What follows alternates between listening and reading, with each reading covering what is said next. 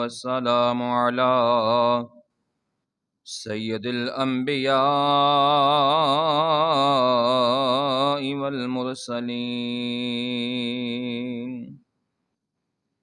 وعلى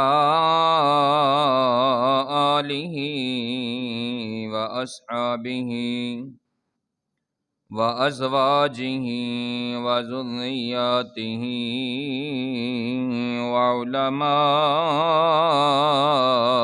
أمته وأولياء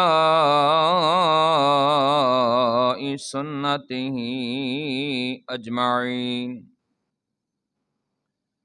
أما بعد فأعوذ بالله من الشيطان الرجيم. بسم الله الرحمن الرحيم.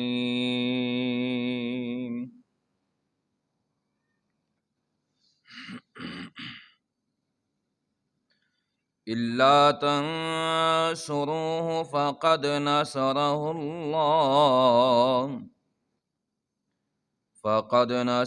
الله إذ أخرجه الذين كفروا ثاني اثنين إذ هما في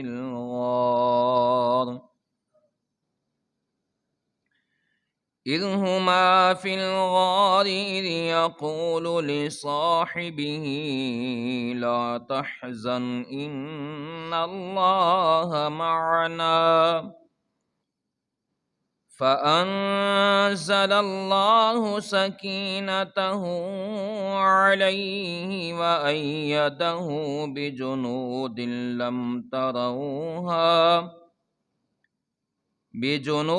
لم تروها وجعل كلمة الذين كفروا السفلى وكلمة الله هي العليا والله عزيز حكيم. صدق الله مولانا العظيم. إن الله وملائكته يصلون على النبي يا أيها الذين آمنوا صلوا عليه وسلموا تسليما. الصلاة والسلام عليك يا سيدي يا رسول الله وعلى آلك وأصحابك يا سيدي يا حبيب الله. الصلاة والسلام عليك يا سيدي يا نبي الله وعلى آلك وأصحابك يا سيدي يا رحمة للعالمين. خلیفہ اول محمد کا نائب صحابہ کا سردار صدیق اکبر. خلیفہ اول محمد کا نائب صحابہ کا سردار صدیق اکبر. سراپا محبت سراپا صداقت سراپا ایثار صدیق اکبر. سدا نور صدیق بڑھتا رہے گا.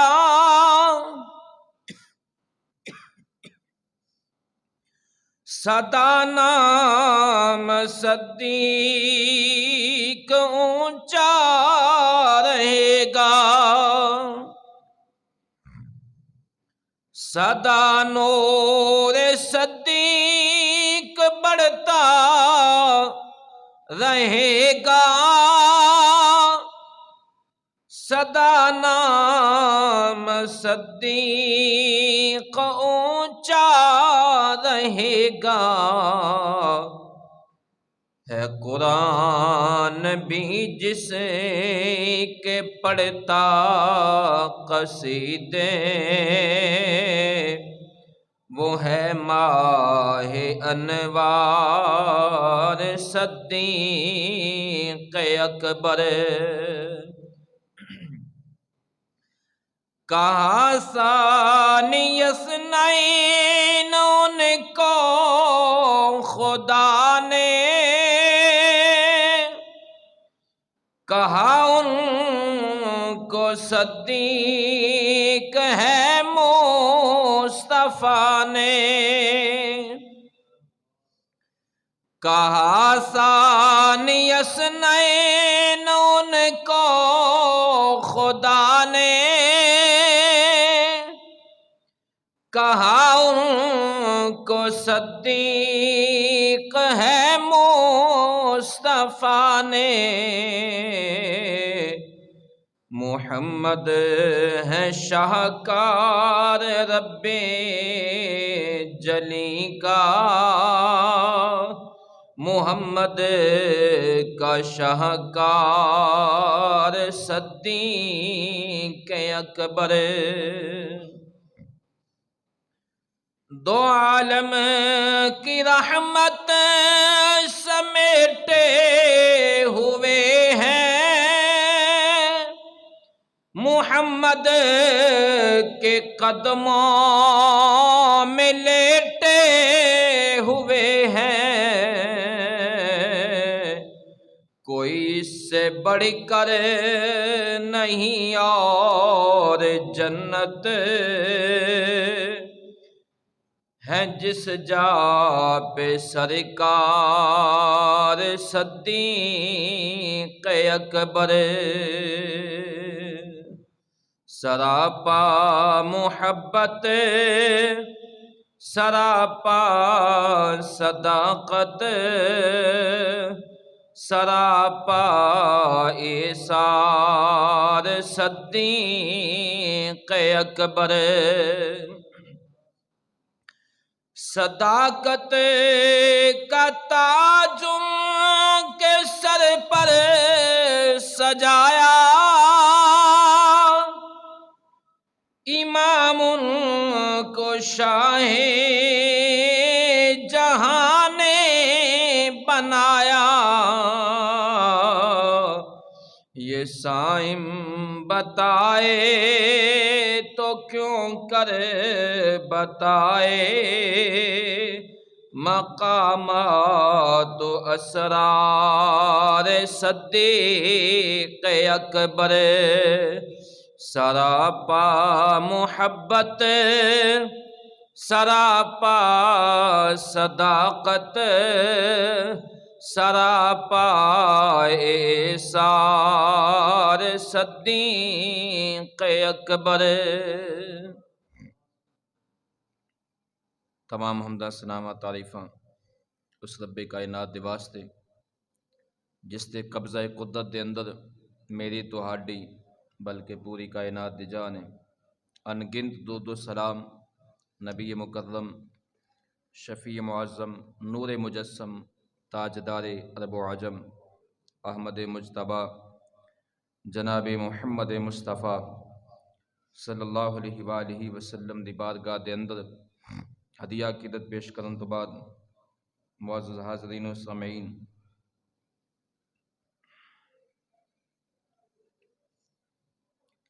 آج جس موضوع کا میں نے آپ احباب کے سامنے انتخاب کیا ہے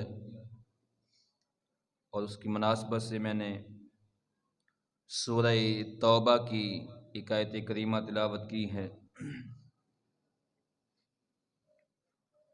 وہ موضوع خلیفہ اول جانثار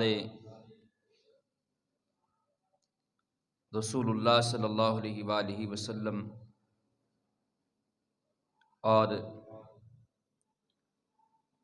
صداقت کے پیکر جناب سیدنا صدیق اکبر رضی اللہ تعالیٰ عنہ آپ کی بارگاہ میں گلہائے عقیدت پیش کرنے کے لیے میں اور آپ احباب یہاں حاضر ہیں۔ قرآن مجید فرقان حمید میں رب العالمین نے ارشاد فرمایا الا تنصروہ فقد ناصرہ اللہ، اگر تم نے رسول کی مدد نہیں کی تو بے شک اللہ ان کی مدد کر چکا ہے۔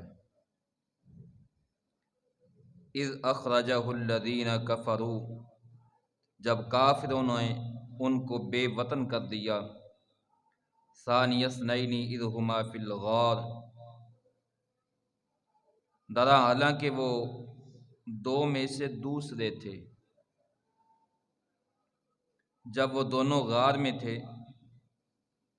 اذ یقول لصاحبہ لا تحزن ان اللہ معنا، جب وہ اپنے صاحب سے فرما رہے تھے غم نہ کرو بے شک اللہ ہمارے ساتھ ہے۔ فانزل اللہ سکینتہ علیہ وأیدہ بجنود لم تروها، سو اللہ نے ان پر طمانینت قلب نازل کی اور ان کی ایسے لشکروں سے مدد فرمائی جن کو تم نے نہیں دیکھا۔ وجعل کلمۃ الذین کفروا السفلی، اور کافروں کی بات کو نیچا کر دیا۔ وکلمۃ اللہ ہی العلیٰ، اور اللہ کا دین ہی بلند و بالا ہے۔ واللہ عزیز حکیم، اللہ بہت غلبہ والا بڑی حکمت والا ہے۔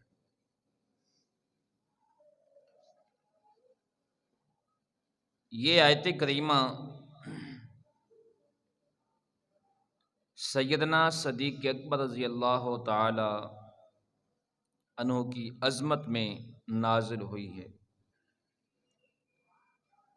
امام ابن اسحاق نے بیان کیا ہے کہ جب رسول اللہ صلی اللہ علیہ وآلہ وسلم مکہ سے نکلنے کا ارادہ کیا تو کسی کو اس کا علم نہیں تھا ما سوا حضرت علی بن ابی طالب کرم اللہ وجہ الکریم اور حضرت ابو بکر صدیق اور آل ابو بکر کے۔ جب رسول اللہ صلی اللہ علیہ وآلہ وسلم مکے سے نکلنے کا ارادہ فرمایا، یہ حضور صلی اللہ علیہ وآلہ وسلم نے دوپہر کے وقت جو ہے وہ مکے سے نکلنے کا ارادہ فرمایا۔ سیدہ عائشہ صدیقہ رضی اللہ تعالی عنہا آپ فرماتی ہیں کہ حضور صلی اللہ علیہ وآلہ وسلم روزانہ ایک یا دو مرتبہ ہمارے گھر تشریف لایا کرتے تھے، یعنی سیدنا صدیق اکبر رضی اللہ تعالیٰ عنہ کے گھر۔ ایک دن حضور صلی اللہ علیہ وآلہ وسلم خلاف عادت ہمارے گھر تشریف لائے۔ عادت یہ تھی کہ حضور صلی اللہ علیہ وآلہ وسلم صبح کو اور شام کو ہمارے گھر تشریف لاتے، لیکن ایک دن حضور صلی اللہ علیہ وآلہ وسلم ہمارے گھر خلاف عادت تشریف لائے، یعنی دوپہر کے وقت۔ میں نے اپنے ابا جان سے عرض کی کہ حضور صلی اللہ علیہ وآلہ وسلم تشریف لا رہے ہیں، تو سیدنا صدیق اکبر رضی اللہ تعالیٰ عنہ فوراً کھڑے ہوئے اور اس سے پہلے سیدنا صدیق اکبر رضی اللہ تعالی عنہ نے حضور صلی اللہ علیہ وآلہ وسلم سے ہجرت کی اجازت مانگی تھی، تو نبی پاک صلی اللہ علیہ وآلہ وسلم نے فرمایا لا تعجل لعل اللہ یجعل لک صاحبا، اے ابو بکر اس معاملہ میں جلدی نہ کرو، شاید اللہ تعالیٰ تمہارے لیے کوئی رفیق سفر بنا دے، اس معاملے میں جلدی نہ کرو۔ تو سیدنا صدیق اکبر رضی اللہ تعالیٰ عنہ نے جب حضور صلی اللہ علیہ وآلہ وسلم کی زبان نبوت سے یہ کلمات سنے تو اس دن سے آپ فرماتے ہیں کہ مجھے یقین ہو گیا کہ اللہ رب العزت مجھے رسول اللہ صلی اللہ علیہ وآلہ وسلم کی رفاقت عطا فرمائے گا۔ رفیق سفر جو ہے وہ حضور صلی اللہ علیہ وآلہ وسلم ہوں گے، اور اسی دن حالانکہ حضور صلی اللہ علیہ وآلہ وسلم نے نام نہیں لیا، واضح نہیں کیا کہ آپ میرے ساتھ ہجرت کریں گے، نبی پاک صلی اللہ علیہ وآلہ وسلم نے کسی اور شخص کا نام نہیں لیا کہ آپ فلاں جو ہے وہ صحابی کے رفیق ہوں گے، نبی پاک صلی اللہ علیہ وآلہ وسلم نے تو پھر بس اتنا کہا ہے، اتنا فرمایا کہ اس معاملے میں جلدی نہ کریں، اللہ تعالیٰ اس سفر کے اندر تمہارا کوئی رفیق بنا دے گا۔ تو سیدنا صدیق اکبر رضی اللہ تعالیٰ عنہ نبی پاک صلی اللہ علیہ وآلہ وسلم کے مزاج کو اس قدر بھانپنے والے تھے کو فوری سمجھ گئے کہ اس معاملے میں اللہ تعالیٰ کی منشا یہ ہے، اور فوراً جو ہے سیدنا صدیق اکبر رضی اللہ عنہ نے 2 اونٹنیاں خریدی، اور ان اونٹنیوں کو دوسرے اونٹوں کے ساتھ باہر جو ہے وہ چرواہ گاہ میں نہیں بیچتے تھے، بلکہ ان کو گھر باندھا اور گھر ان کے چارے کا اہتمام ہوتا تھا، اس بنا پر کہ پتہ نہیں کس وقت اللہ کا حکم آ جائے اور اونٹنیوں کو چراگاہ سے بلانے میں دیر ہو، اور یہ 2 اونٹنیاں ہر وقت گھر رہتی تھیں، ہر وقت گھر میں ان کو چارہ ڈالا جاتا تھا کہ جو ہی اللہ کا حکم آئے اونٹنیوں بلانے کے اندر کہیں دیر نہ ہو جائے، اور ایک اپنے لیے ایک رسول اللہ صلی اللہ علیہ وآلہ وسلم کے لیے 2 اونٹنیاں پالی۔ وقت بیتتا گیا، وہ دن آیا جب حضور صلی اللہ علیہ وآلہ وسلم خلاف عادت سیدنا صدیق اکبر رضی اللہ تعالیٰ عنہ کے گھر تشریف لائے، تو سیدنا صدیق اکبر رضی اللہ عنہ حضور صلی اللہ علیہ وآلہ وسلم کو دیکھ کر فوری کھڑے ہوئے، اپنا بستر چھوڑا، نبی پاک صلی اللہ علیہ وآلہ وسلم اس بستر پر جو ہے وہ جلوہ فرما ہوئے، تو سیدنا صدیق اکبر رضی اللہ عنہ سامنے کھڑے ہیں ادب کے ساتھ، تو عرض کی یا رسول اللہ صلی اللہ علیہ وآلہ وسلم آج آپ اس وقت، تو میرے کریم آقا صلی اللہ علیہ وآلہ وسلم نے فرمایا اے صدیق اللہ کا حکم آ گیا ہے۔ اب یہ بات میں دوسرے لوگوں کی کتابوں سے یہ بات آپ کو ہجرت کا واقعہ سنانا چاہتا ہوں تاکہ آپ کو پتہ چلے کہ رقیب جو ہیں آج کے ان کی ہڈ دھرمی کیسی ہے اور ان کے بڑوں نے کیا لکھا ہے، رونگٹے کھڑے ہو جائیں گے۔ جو سیدنا صدیق اکبر رضی اللہ عنہ کے نام کو بھی سننا گوارا نہیں کرتے، اور سیدنا صدیق اکبر رضی اللہ عنہ کے خلاف جن کے دلوں میں بغض ہے اور ہر وقت اس بغض میں جلتے رہتے ہیں اور جلتے رہیں گے اگر توبہ نہ کی، ان کی کتابوں میں کیا ہے، یہ ضیاء النبی میں پیر کرم شاہ صاحب رحمۃ اللہ علیہ، جسٹس پیر کرم شاہ صاحب جو پاکستان کے قاضی بھی رہے، انہوں نے سیرت مصطفیٰ صلی اللہ علیہ وآلہ وسلم پر ایک کتاب لکھی جو تقریباً 5 سے 7 جلدوں پر محیط ہے۔ انہوں نے اس ایک قول جو ہے وہ نقل کیا اپنی کتاب کے اندر، اور قول وہ ہے، ان کا قول ہے کوئی ماں کا لال رقیب اس کا انکار نہیں کر سکتا، اگر انکار کرے گا تو اپنے عقیدے سے جائے گا، قول ان کا ہے کہ تفسیر ان کی ہے، نقل جو ہے کیا ہے اس تفسیر سے، ماخذ جو ہے وہ لیا ہے جسٹس پیر کرم شاہ صاحب نے، اور وہیں میں لفظاً لفظاً آپ کے سماعت گزار کروں گا کہ امام حسن عسکری رحمہ اللہ علیہ رضی اللہ عنہ ان کی تفسیر ہے، اور 1200 ہجری کے اندر، یعنی 12 ہجری کے اندر انہوں نے اس تفسیر کو لکھا ہے، اور اس تفسیر سے جسٹس پیر کرم شاہ صاحب نے وہ جو ہے وہ ماخذ اپنی کتاب کے اندر نقل کیا ہے۔ لکھتے ہیں امام حسن عسکری علیہ رحمہ کہ یہ ہجرت کا حضور صلی اللہ علیہ وآلہ وسلم نے جب ارادہ فرمایا تو وہ تذکرہ یوں کرتے ہیں، فَإِنَّ اللَّهَ تَعَالَى أَوْحَى إِلَيْهِ، اللہ نے نبی کریم صلی اللہ علیہ وآلہ وسلم کی طرف وحی فرمائی۔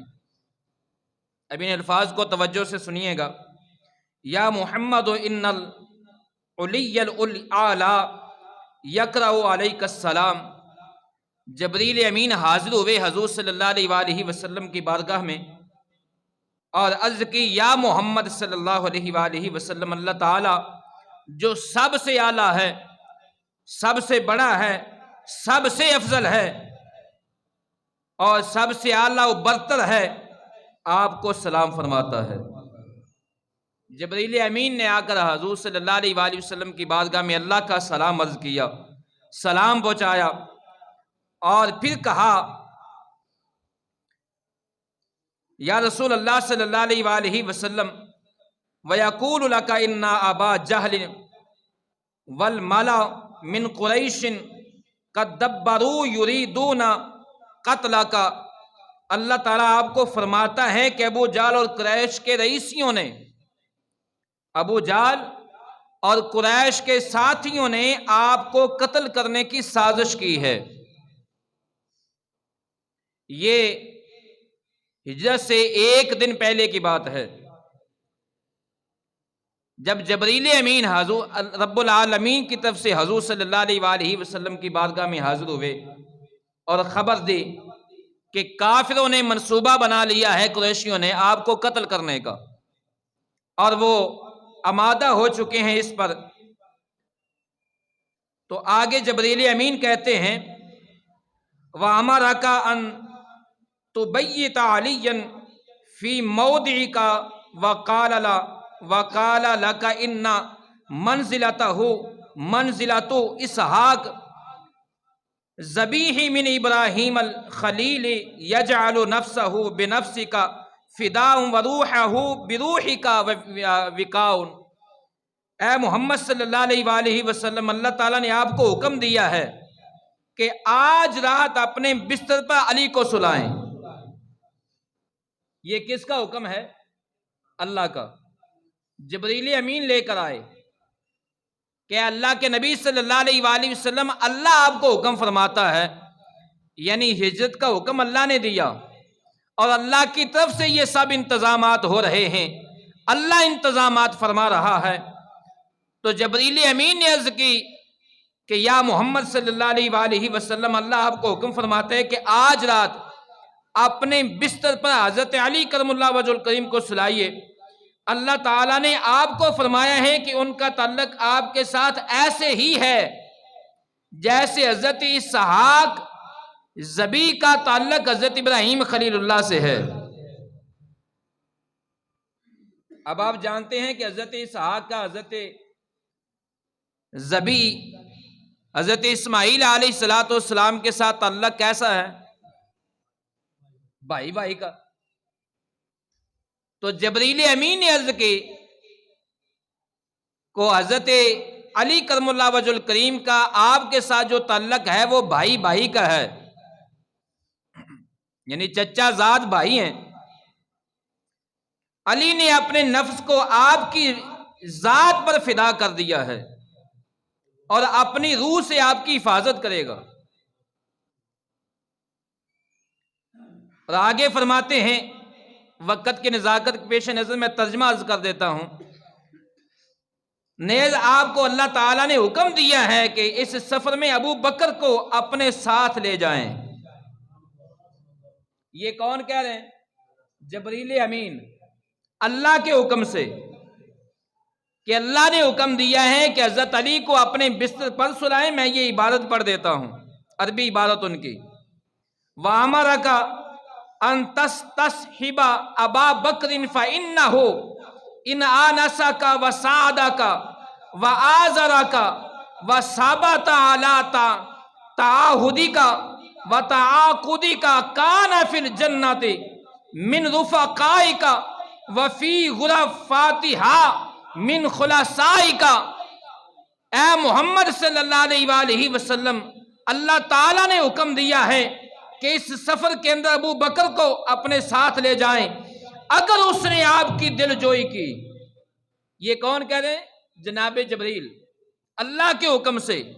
اگر صدیق اکبر نے آپ کی دل جوئی کی، آپ کی مدد کی، آپ کی تقویت کا باعث بنا، اپنے وعدے اور اپنے عقد پر جو اس نے آپ کے ساتھ کیا ثابت قدم رہا، تو وہ جنت میں آپ کے رفقا میں سے ہوگا، جنت میں آپ کا رفیق ہوگا، جنت میں آپ کے رفقا میں سے ہوگا، اور جنت کے کمروں میں آپ کے پرخلوص احباب سے ہوگا۔ جہاں آپ کا کمرہ ہوگا وہاں ابو بکر کا، جہاں آپ ہوں گے وہاں ابو بکر ہوں گے، وہ جنت میں آپ کے رفیق ہوں گے۔ یہ امام حسن عسکری کا قول ہے۔ انکار کریں، تمہارے نزدیک وہ معصوم ہیں، ہم معصوم نہیں مانتے، ہم امام مانتے ہیں لیکن معصوم ہیں۔ اہل سنت و جماعت کا عقیدہ یہ ہے کہ معصوم صرف انبیاء کی ذات ہے، انبیاء کے بعد کوئی بھی معصوم نہیں، چاہے صحابیت کے کسی بھی درجے پر فائز ہو، معصوم نہیں، محفوظ ہیں، اللہ نے ان کی حفاظت کی ہے۔ اور تمہارے نزدیک اماموں کے بارے میں عقیدہ یہ ہے کہ وہ معصوم ہیں، اب اپنے معصوم کی بات کو مان لیجئے۔ وہ کہہ رہے ہیں کہ اللہ نے حکم دیا کہ اپنے ساتھ ابو سیدنا صدیق اکبر رضی اللہ عنہ کو لے جائیں، اور آگے جبریل امین کہتے ہیں، پہلے رسول اللہ صلی اللہ علیہ وآلہ وسلم نے حضرت علی کو فرمایا، اے علی تم اس بات پر رضامند ہو کہ دشمن مجھے تلاش کرے اور نہ پا سکے اور تجھے پا لے؟ اے علی تم اس بات پر راضی ہو کہ جب دشمن آئے مجھے تلاش کرنے کے لیے تو بستر پر تم ہو اور وہ تمہیں پائے، اور شاید جاہل جلدی میں تمہاری طرف دوڑ کر آئیں اور تمہیں قتل کر دیں؟ اے علی ہو سکتا ہے اس رات تم قتل بھی کیے جا سکو، ہو سکتا ہے جاہل کفار جلدی کریں، تمہیں پہچان نہ سکیں اور تمہیں قتل کر دیں، تم اس بات پر راضی ہو؟ تو آگے سے حضرت علی کرم اللہ وجہ الکریم کیا فرماتے ہیں، عرض کرتے ہیں، عرض کی ہاں یا رسول اللہ صلی اللہ علیہ وآلہ وسلم، میں اس بات پر راضی ہوں کہ میری روح حضور کی روح مبارک کی حفاظت کرنے میں کام آ جائے، میں اس بات پر راضی ہوں۔ اس سے بڑھ کر اور میرے لیے انعام کیا ہے کہ میری روح حضور کی روح کی حفاظت کرنے میں کام آئے، میری جان حضور کی جان کی حفاظت کرنے میں کام آ جائے۔ اور آگے کہتے ہیں، کیا میں زندگی سے بجز اس کے محبت کر سکتا ہوں کہ وہ حضور کی خدمت میں گزرے، حضور کے امر نواہی کی بجا آوری میں صرف ہو، حضور کے دوستوں کی محبت، احباب کی نصرت اور آپ کے دشمنوں سے جہاد کرنے میں بیت جائے؟ میں اس کے علاوہ اور کیا چاہتا ہوں؟ اور اگر یہ امور نہ ہوتے تو میں ایک لمحہ کے لیے بھی اس دنیا میں زندہ رہنا پسند نہ کرتا۔ یہ حضرت علی کرم اللہ وجہ الکریم کہتے ہیں۔ اور پھر رسول اللہ صلی اللہ علیہ وآلہ وسلم سیدنا علی کی طرف ملتفت ہوئے اور فرمایا، توجہ ہوئے اور فرمایا اے ابو الحسن تیرے اس کلام کی تصدیق لوح محفوظ کے موکلین نے کر دی ہے، لوح محفوظ کے فرشتوں نے تمہاری بات کی تصدیق کر دی ہے، اور انہوں نے اس بات کی بھی تصدیق کی ہے کہ جو ثواب دارالقرار میں اللہ تعالیٰ نے تمہارے لیے تیار کر رکھا ہے اس کی مثل نہ کسی نے سنی نہ کسی نے دیکھی ہے، اور نہ کسی کی ذہن میں اس کا تصور آیا ہے۔ اب یہاں تک جو گفتگو ہے وہ سیدنا علی المرتضیٰ کرم اللہ وجہ الکریم کے ساتھ تھی، رسول اللہ صلی اللہ علیہ وآلہ وسلم کی۔ اب اس سے آگے جو گفتگو ہے وہ سیدنا صدیق اکبر رضی اللہ عنہ کے ساتھ ہے۔ اب آگے سنیے، ثم قال رسول اللہ صلی اللہ علیہ وسلم لأبی بکر ارضیت ان اکون معی یا ابا بکر تطلب کما اطلب وتعرف بانک انت الذی تحملنی علی ما ادعیہ فتحمل انی انواع العذاب۔ پھر رسول اللہ صلی اللہ علیہ وآلہ وسلم نے ابو بکر سے کہا، اے ابو بکر کیا تم اس بات پر راضی ہو جو بات مولا علی سے کہی تھی؟ اب وہی بات سیدنا صدیق اکبر سے کہی جا رہی ہے، اور یہ اللہ کے حکم سے ہو رہا ہے، اللہ کی طرف سے یہ معاملات ہیں۔ میرے کریم آقا نے فرمایا، اے ابو بکر کیا تم اس بات پر راضی ہو کہ تم میرے ساتھ چلو، جس طرح میری تلاش کی جاتی ہے اس طرح تمہاری تلاش کی جائے، اور تم اس بات سے پہچانے جاؤ کہ جس دین کی میں تبلیغ کر رہا ہوں اس پر تم نے مجھے بڑا نگہختہ کیا ہے، پھر میری وجہ سے تمہیں طرح طرح کے عذاب دیے جائیں۔ اے ابو بکر اس بات پر راضی ہو کہ تم میرے ساتھ ہو سفر میں، اور کافر مجھے تلاش کر رہے ہوں تمہیں بھی تلاش کر لیں، اور اس راستے کے اندر تمہیں اذیتیں دی جائیں، تمہیں طرح طرح کے عذاب دیے جائیں۔ تو جناب سیدنا صدیق اکبر نے کیا کہا، عرض کی، ابو بکر نے عرض کی، یا رسول اللہ صلی اللہ علیہ وآلہ وسلم، قال ابو بکر یا رسول اللہ اما انا لو عشت عمر الدنیا وعز بابی فی جمیعا۔ آپ عرض کرتے ہیں یا رسول اللہ صلی اللہ علیہ وآلہ وسلم، اگر میں اتنی مدت زندہ رہوں، اتنی مدت زندہ رہوں جتنی دنیا کی عمر ہے، اس طویل زندگی میں مجھے سخت ترین عذاب دیے جائیں، نہ مجھ پر وہ موت نازل ہو جو مبتلا عذاب کو راحت پہنچاتی ہے، اور نہ مجھے ان مصائب سے نجات دی جائے، اور یہ سب اذیتیں حضور کی محبت کے باعث مجھے دی جائیں، تو یہ ساری اذیتیں اور عذاب مجھے اس دنیا سے محبوب تر ہیں۔ میں اتنا طویل عرصہ زندہ رہوں جتنی تو پوری دنیا کی زندگی ہے، پوری دنیا کی یعنی قیامت تک زندہ رہوں، اور قیامت تک مجھے اذیتیں دی جائیں، قیامت تک مجھے ستایا جائے، لیکن وہ ستانا حضور کی وجہ سے ہو، وہ اذیتیں حضور کی وجہ سے ہوں، وہ تکلیفیں حضور کی وجہ سے ہوں۔ آپ فرماتے ہیں مجھے تمام دنیا سے وہ زیادہ محبوب ہے۔ یہ سیدنا صدیق اکبر نے کہا ہے، ہجرت کی رات، ہجرت سے ایک دن پہلے کی یہ گفتگو ہے، اور کتابیں تمہاری ہیں نہ ہو میں ذمہ دار ہوں۔ حضرت امام حسن عسکری کا قول نہ ہو، تفسیر ان کی نہ ہو میں ذمہ دار ہوں۔ ان کی تفسیر ہے، کھول کر دیکھیے، کم از کم اپنے امام کو تو مان لیجئے۔ اہل سنت کی بات کو نہ مانے، کم از کم اپنے امام کی تو مانے۔ اور سیدنا صدیق اکبر رضی اللہ عنہ کہتے ہیں کہ میں آپ کی مخالفت میں نعمت و مسرت کی زندگی بسر کروں اور دنیا کے سارے بادشاہوں کے ملکوں کا مالک ہوں، میری بیوی بچے سب حضور پر قربان ہوں۔ اور سرکار دو عالم صلی اللہ علیہ وآلہ وسلم نے اب سیدنا صدیق اکبر کی جب اس بات کو سنا، اس محبت بھرے الفاظ کو سنا، تو کہا، فرمایا رسول اللہ صلی اللہ علیہ وآلہ وسلم نے، اے ابو بکر، یقیناً اللہ تمہارے دل پر آگاہ ہو گیا ہے۔ اللہ تمہارے، یہ کون فرما رہے ہیں؟ حضور صلی اللہ علیہ وآلہ وسلم، اے ابو بکر، اللہ تمہارے دل پر آگاہ ہو گیا ہے۔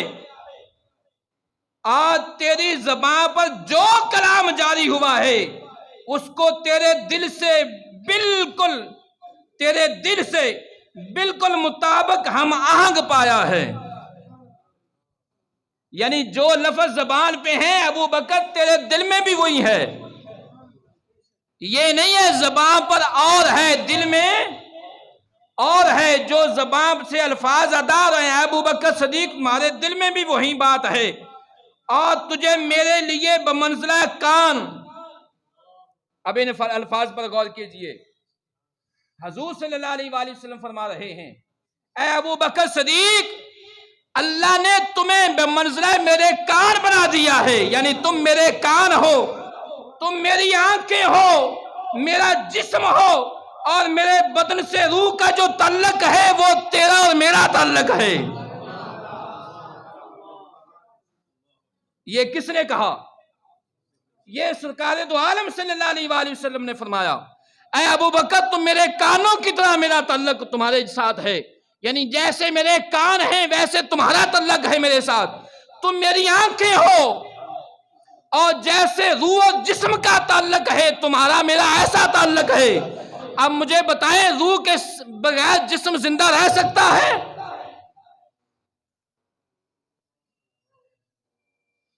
یہ سیدنا صدیق اکبر رضی اللہ عنہ کو خوشخبری کس نے سنائی؟ اب سیدہ عائشہ صدیقہ رضی اللہ تعالیٰ عنہا کہتی ہیں، جو ہی یہ الفاظ سنے سیدنا صدیق اکبر نے آنکھوں سے آنسو جاری ہو گئے۔ سیدہ عائشہ صدیقہ رضی اللہ تعالیٰ فرماتی ہیں، واللہ، اللہ کی قسم، مجھے اس دن پتا چلا کہ خوشی میں بھی رونا جائز ہے، خوشی میں بھی آنسو آ جاتے ہیں، خوشی میں بھی جو ہے وہ آنکھوں سے آنسو چھلک اٹھتے ہیں۔ اس سے پہلے آپ کہتی ہیں مجھے یہ نہیں پتا تھا کہ کہیں خوشی میں بھی رونا آ جاتا ہے۔ یہ سیدنا صدیق اکبر رضی اللہ کی خوشی تھی جو رسول اللہ صلی اللہ علیہ وآلہ وسلم نے انہیں دی۔ اور جب تیاریاں ہو گئیں ہجرت کی، رات کے وقت نبی پاک صلی اللہ علیہ وآلہ وسلم نے مولا علی کو اپنے بستر پر سلایا، اور 7 کافر، ان کے نام بھی موجود ہیں، جو ننگی تلواریں لے کر حضور صلی اللہ علیہ وآلہ وسلم کے دروازے پر کھڑے تھے کہ جو ہی حضور صلی اللہ علیہ وآلہ وسلم باہر نکلیں یک بارگی حملہ کر دیا جائے۔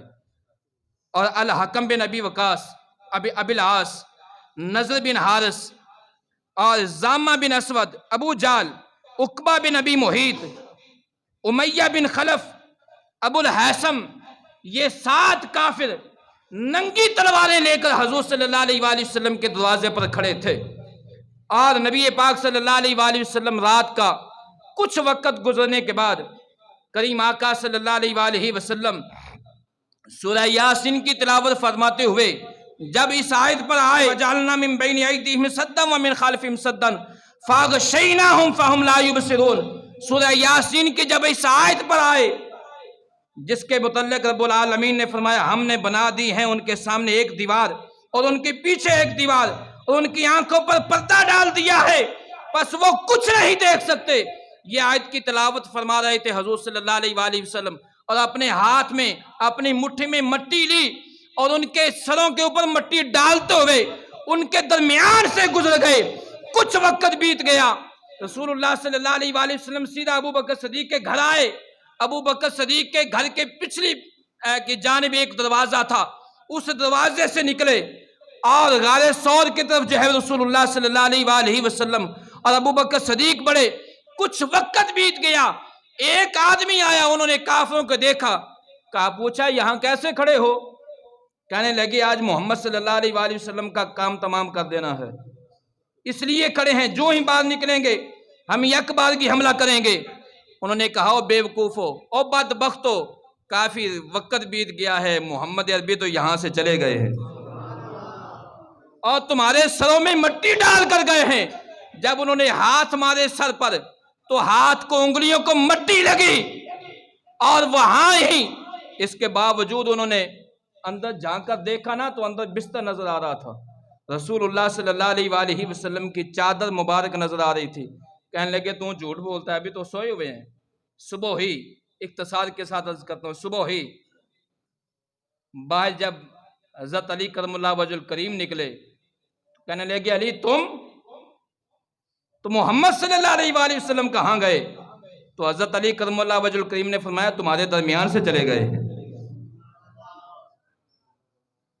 یہاں سے انشاءاللہ اگلے جمعہ المبارک پر جو ہے نا یہاں سے شروع کروں گا۔ اللہ رب العزت کی بارگاہ میں دعا ہے رب العالمین مجھے اور آپ سب احباب کو صحابہ اکرام سے محبت کرنے کی توفیق عطا فرمائے۔ یہیں حضرت حسن عسکری رضی اللہ تعالیٰ عنہ کا جو تفسیر کے الفاظ ہیں یہاں سے میں آگے شروع کروں گا اور مکمل کروں گا۔ اللہ تعالیٰ ہم سب کا حامی و ناصر ہو۔